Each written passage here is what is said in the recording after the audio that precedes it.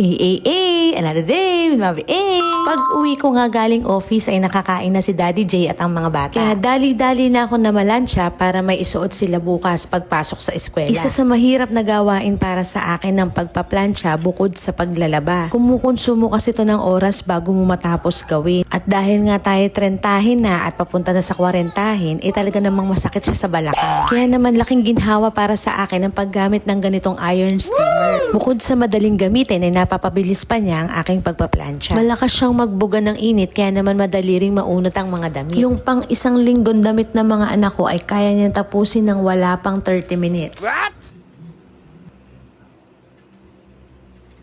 Kaya naman kung gusto nyo rin ng ganitong plansya, iiwan ko yung link dyan sa comment section. Marketing ba? Uy, pero walang halong kemerot yun ha. Talagang madali siyang gamitin at talagang napapadali na yung pagplansya ko. Kitang-kita naman dyan sa video. Taring! Naalala ko na naman tuloy yung kabataan ko. Yung plansya na ginagamit namin noon, mas matanda pa sa akin. At dahil hindi biro yung bigat niya ha. Yung bigat niya talagang kakalyuhin ka after mong mamalansya. Kaya siguro ubod ng tigas nung kamay ko. Ayun, at nanisi na naman siya. Abay, hinayang pangay nanay ko nung nasira. Hindi niya alam ako na may tuwang-tuwa at sa wakas ay mapapalitan na.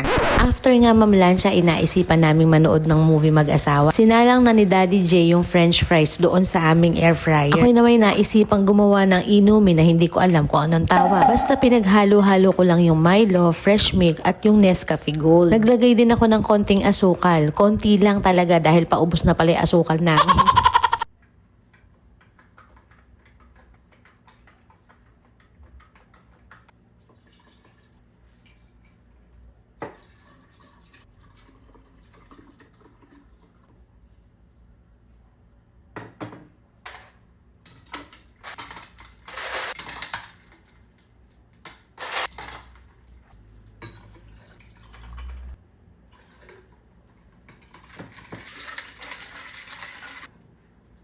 Nang tikman ko nga parang nakulangan pa ako sa lasa kaya dinagdagan ko pa ng Milo at isang paketeng asukal. Isang pakete talaga, Mami A. Baka naman magka-diabetes ka na niya. Inalog-alog ko nga yung popcorn nang ma-flex ko sa inyo na meron kaming kakainin. Char.